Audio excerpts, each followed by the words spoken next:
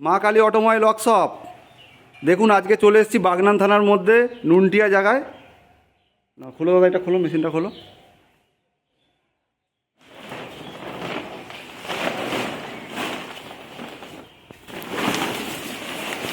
এটা হচ্ছে ব্যান্ডেল কর্মকারের মেশিন, সঞ্জীব কর্মকার। দেখুন মেশিনের অবস্থা কীরকম। এখানে মেশিনের ট্যাঙ্কি খুলে পড়ে আছে, হপারটা এখানে বেল্ট খুলে পড়ে আছে, আর মেশিনটা এইভাবে পড়ে আছে। আর মেশিনটা এই ভাই নিয়ে এসেছিলো। ভাই বলো, তোমার নাম বলো। আমার নাম দেবজিৎ সামন্ত। আচ্ছা, মেশিনটা কতদিন আগে কিনেছিলে? মেশিনটা 1 বছরের গায়ে হতে গেল আমি কিনেছি।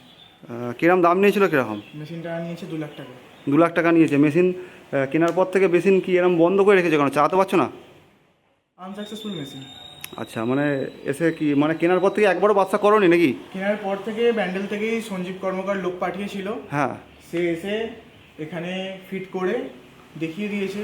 বাতাসা যেগুলো বেরিয়েছে একবারই বেরিয়েছিল, তাও খুব ভালোভাবে বেরোয়নি। কোনো বাতাসা ফুলছে, কোনো বাতাসা এরকম ছোট, কোনো মানে পারফেক্ট শেপ আসছে না। আচ্ছা আচ্ছা। বাতাসা এই হচ্ছে কথা।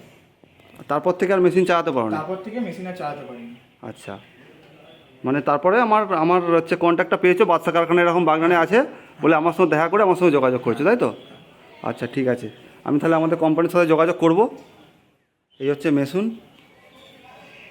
এই ভাইটা নিয়ে ফেঁসে গেছে। মেশিনের এসএমপিএসের কোনো ঠিক নেই, 2টো এসএমপিএস কি দিয়েছে বোর্ডের মধ্যে, তাও বলছে ইলেকট্রিকে শর্ট মারে।